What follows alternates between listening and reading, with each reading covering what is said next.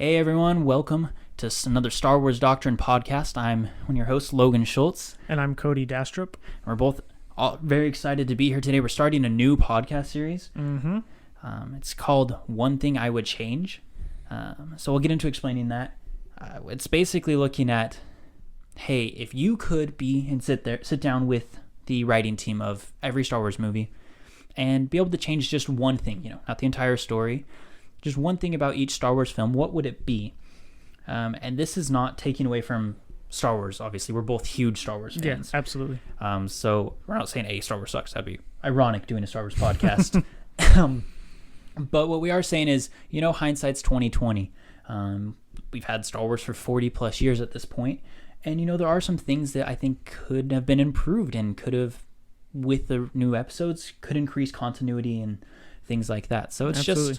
just looking at it, having a little bit of fun. Yeah, it's been fun just kind of trying to think about what you would change. And sometimes it's harder to come up with things than others, but it's just fun. Yeah, it's a fun conversation. And we talk about it all the time together. And we're like, hey, that would be a great series. And love to hear what everyone else thinks personally. Absolutely.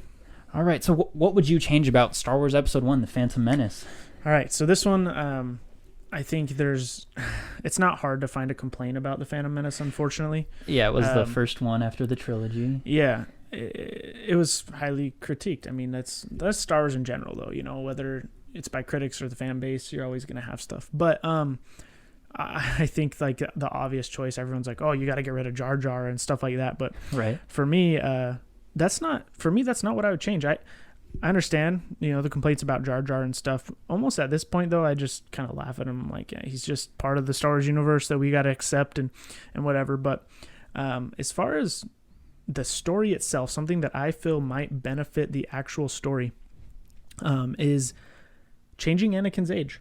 Anakin's age, all right. Yeah, I think that, and like we've talked about before, nothing against Jake Lloyd or anything like that. He did an incredible job, and I really do like him as Anakin. But I think if his age was a little bit older, let's say 12, 13, 14, closer to Padme's age, that it would just make a little more sense. Okay, yeah. Number one reason I think is just for the Padme and Anakin love that they're setting up. True.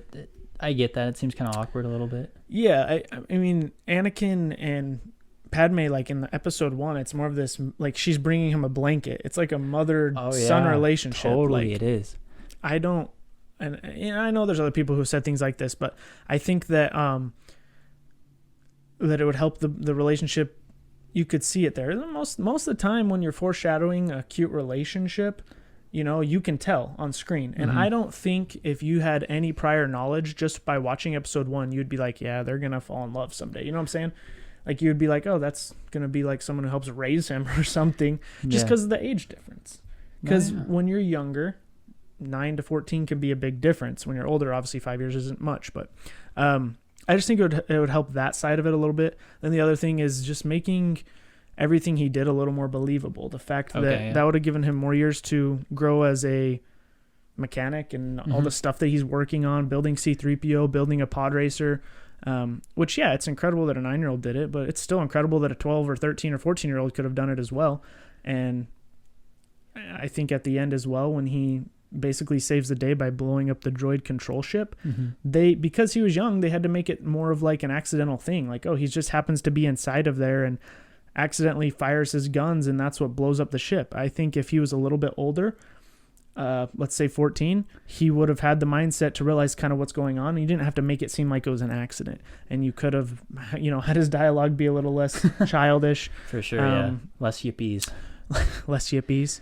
Don't get me wrong, I love try spinning. That's a good trick. But and now this is pod racing might be my most quoted quote on a daily basis. Oh my goodness, yeah.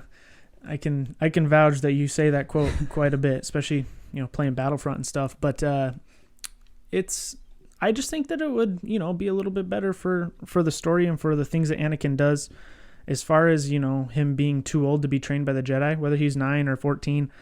I think either way you can say it doesn't make too much a difference on the plot line of the story. Yeah, I think it also makes it a little more believable. I mean, we do know that Jedi take children at a really young age, which is creepy, but just in general, having him be 14 would really connect with Luke's character a little more, right? Luke is 20 or 19 or 20 probably. He's 19 in episode 4, and then should be 22 pretty much when he meets Yoda in that 3-year gap. So 22 and 14, it kind of would, I think, mimic a little bit where they're both in that still very fundamentally changing part of their lives, but are still too old to be trained versus like a 9-year-old kid being too old and a 20-year-old being too old. Yeah, it's kind of weird. Yeah, having him closer to Luke's age, does make more sense to me. Not to say that I think that, them starting out as kids isn't a good advantage. Like that makes sense. But yeah, I just think that that would help set everything up a little bit more smooth. No, I totally agree, and I really like that. And I think it just would have made the whole story seem a little more mellow, just in general. So I do like that addition. Let's hear yours. Mine kind of came in a similar train of thought, actually, to the end scene where we have Anakin blowing up the Trade Federation. Doesn't make sense to me, like, at all. But kind of just that whole general ending scene for me was kind of weird. We bring a 9-year-old kid into the middle of a battleground. We're like, hey, sit in this parked vehicle. Everything's going to be fine while other people get shot. It's chill. That part's kind of weird. I guess I personally, until you brought that up, never thought of how odd it is that they really bring him back to Naboo anyways. I mean, he is definitely an outcast, right? They can't leave him at the Jedi Temple being like, you're too old to be trained, but... they don't have babysitters at the Jedi Temple or little daycare? There's got to be intergalactic daycare, right? Qui-Gon's like, I guess this is my problem. I guess he's coming with us to the war. Yeah, so, I mean... Just in general, the ending kind of battle, we get to see Darth Maul face off with Obi-Wan and Qui-Gon, which is amazing. Duel of the Fates, beautiful. Oh, man. But just in general, I think one of the problems we have is we wind up with 3-4 really different battles going on because we have to kind of follow the storyline. And though I think the Gungans facing off the battle droid is like a neat idea of the primitive people helping out, I'm okay with that. And then you kind of have to have the battle in space. Right. But you don't have to follow it as much if Anakin's not in it. That's true. And then, honestly, the problem is the Jedi came to Naboo to assist with the political problems, right? Yeah. And ambassadors kind of thing. Yeah, they're ambassadors, and they go off with Darth Maul over there. Yeah, they're kind of out and of the then they're like, sequence. hey, you guys go handle everything by yourselves over here. So I think it would be interesting if those two main battles, the battle with the Naboo and Obi-Wan, Qui-Gon, and Darth Maul kind of get to converge a little more. Yeah. I mean, they start out in the hangar room, and maybe it could have been more starting up a little closer to the actual throne room.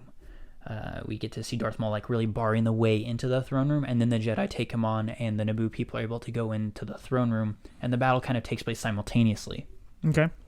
I think that would be an interesting dynamic. We get to stay closer to the action around everyone, seeing them kind of interact on the battle. And then also, I think it would help a lot with Qui-Gon Jinn's death. Right? How so? Because it's just kind of frustrating to see Qui-Gon have to face off with Darth Maul one-on-one because Obi-Wan's too slow. Because he got kicked off the edge 3 times or whatever. Honestly. Just because it's hard to film a fight with that many people and to have it believable that Qui-Gon dies. You would want it to be a one-on-one situation. I get that. So I feel like if we shot it with the Naboo where they're fighting, there could be a troubling situation because obviously we do see the Naboo kind of get overwhelmed at one point where Obi-Wan chooses to go and help out as he should as an ambassador, and he saves the Naboo people. But in doing so and making that choice, Qui-Gon Jinn is forced to be one-on-one with Darth Maul, and already exhausted from the battle, Maul wins. And then Obi-Wan, has to live with that decision that he went off by himself to do it. So basically, instead of Obi-Wan not being involved in the Darth Maul Qui-Gon end part, instead of it being because the shield blocks him, it's because he removes himself from the fight because he realizes if he doesn't go help against the Trade Federation that some other people are going to die, or that side of the conflict's not going to get resolved. Right, he makes that decision thinking, okay, Qui-Gon can handle this guy. Let me go save the day over here real quick. Yeah. Okay. And I think that would just be an interesting dynamic, to Anakin and Obi-Wan's relationship, Obi-Wan and Darth Maul's relationship, Obi-Wan having to live with himself in general. I mean, he turns into kind of an alcoholic anyway. So, I mean, it's because he lost his master because of his own choice. Okay. So, yeah, I mean... That would add depth. I do think so. And it would be kind of interesting. And, I mean, then maybe Darth Maul doesn't get chopped in half and fall down a shaft and survive by being pissed off. But for the Clone Wars, yeah. But yeah, that's what I would change, honestly. I mean, and you've heard what we would change. What would you guys change? Let us know. Definitely drop it in the comments and let us know what you guys think, or if you think our ideas are totally stupid, that's fine too. Yeah, it would hurt our feelings, but whatever. I'd shed a couple tears, but all right. Well, thank you guys for tuning into Star Wars Doctrine. If you haven't already, please give this video a like and don't forget to subscribe. And as always, may the Force be with you.